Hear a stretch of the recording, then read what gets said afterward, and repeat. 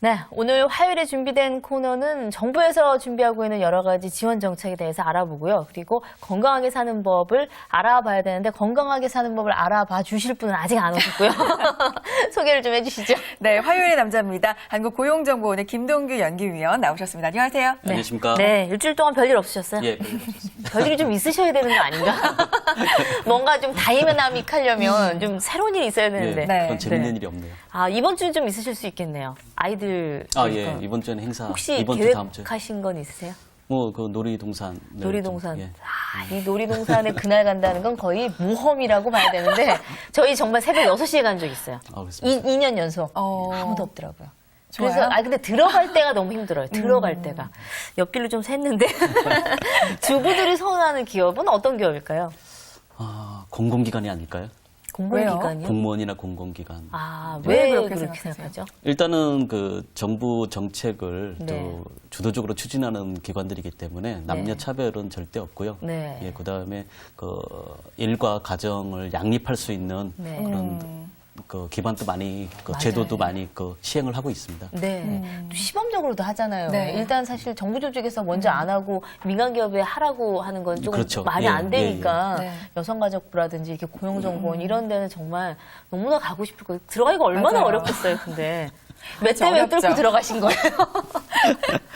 네, 근데 대학생들을 이 대상으로 한 기업 문화, 네. 기업 이 선호도 조사에서는 뭐 기업 문화라든지 그렇죠. 경영 방침이라든지 이런 것들이 좀 항목에 있잖아요. 예, 예. 그럼 주부들을 대상으로 했을 때는 어떤 항목들이 있을지 혹시 생각해 보신 거 있으세요? 주부들 같은 경우는 아무래도 아까 말씀드렸다시피 자유롭게 좀 더 퇴근 시간이라든가 네. 뭐 그런 어떤 문화 같은 것들이 많이 그러니까 여성에 대한 배려, 여성 근로자에 대한 배려가 많이 네. 정착돼 있는 그런 것들이 중요한 기준이 되지 않을까 생각합니다. 그렇죠. 탄력 근무제를 한다든지 네. 집에서 택배를 이제 집에서 일을 할 수 있는 재택근무. 재택근무 네. 같은 것도 잘 돼 있는 회사. 반대로 아마 싫어하는 기업은 어떤 기업일까요? 한 가지 반대겠죠. 재택근무가 안 되고 네. 탄력근무도 없고, 없고. 네, 네. 집안일 전혀 배려 안 해주고, 저녁마다 여성에 대한 편견까지 있고, 거기다 최악이죠. 회식을 하면 꼭 상차까지 가고 이런 회사. 자, 주부들이 즐겁게 일할 수 있는 일터가 많이 생겼으면 좋겠습니다.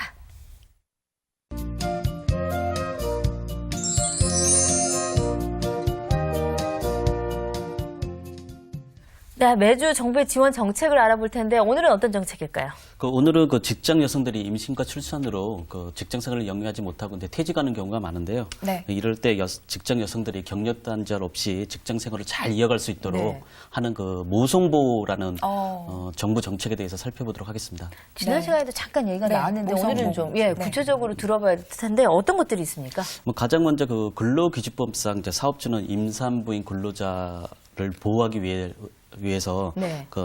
임신 중인 근로자에게는 유예하거나 또 위험한 일을 시킬 수 없습니다. 그래서 임신 중인 근로자 또 요구가 있을 경우에는 네. 좀 특별한 사정이 없는 한 이제 가벼운 근로로 전환을 시켜줄 의무가 있고요. 네. 그다음에 원칙적으로도 야간 근무라든가 휴일 근무, 그다음에 시간의 근무 이런 것들을 시킬 수 없도록 되어 있습니다.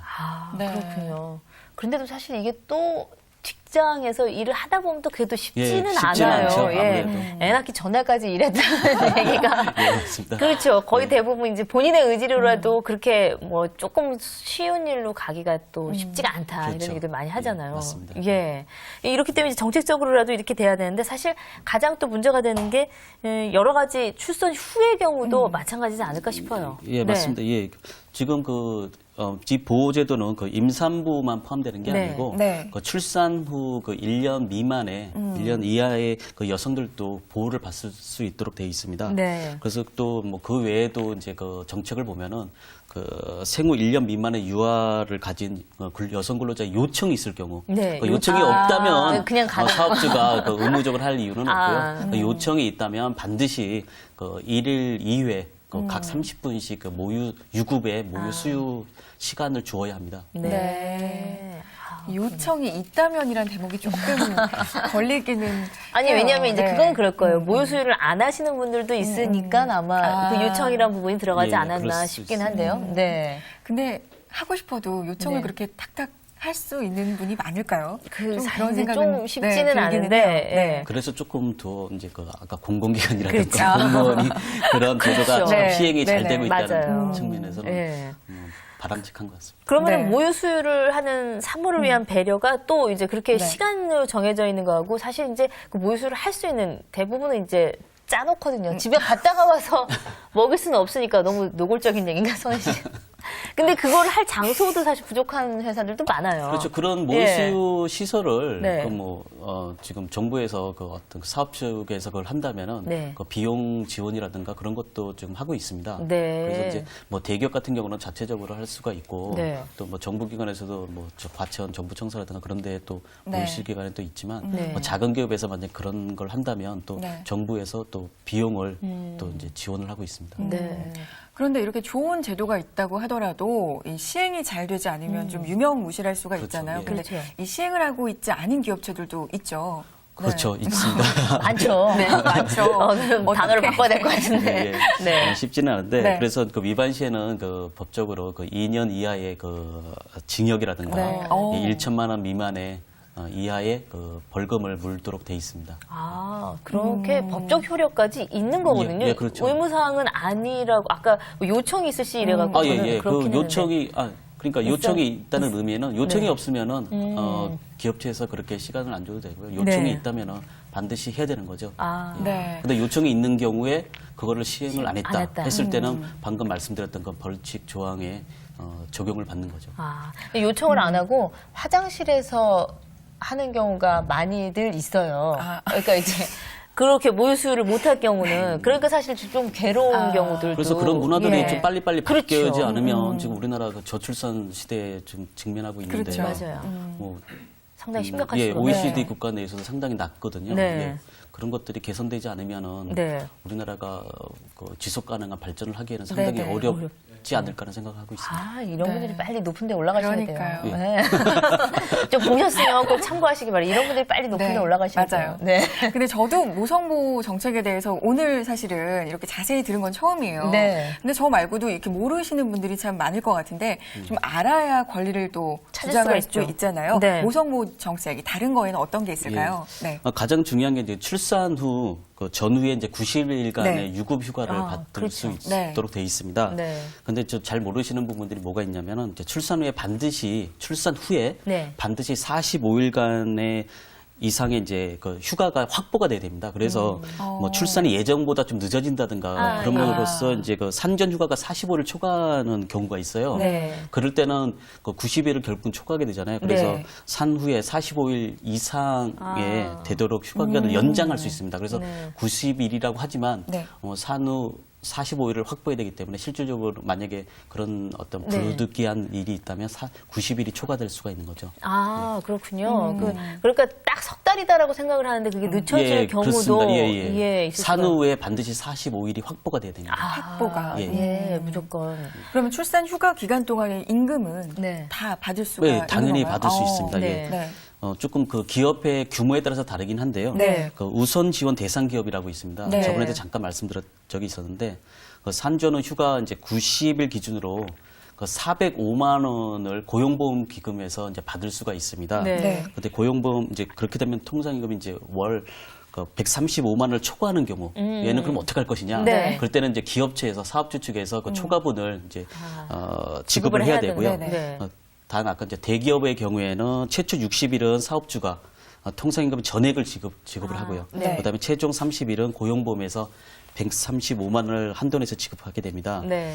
그래서 좀 이렇게 말씀드리면 잘 이해가 잘 안 가실 거예요. 그렇죠. 좀 어려워요. 네. 예를 들어서 네. 제가 네. 다시 말씀을 드리면 통상임금이 네. 한 150만 원이다 네. 했을 때는 90일 휴가 90일 동안 이제 처음 30일과 두 번째 30일에서는 고용보험기금에서 135만 원을 지급을 하게 돼요. 네. 근데 15만 원이 비게 되지 그쵸. 않습니까? 네네. 그 15만 원 이제 사업주에서 지원을 하게 됩니다. 회사에서. 그래서 첫 달은 150만 원. 네. 어쨌든 네. 고용보험기금 150만 원, 사업주 15만 원에서 네. 150만 원.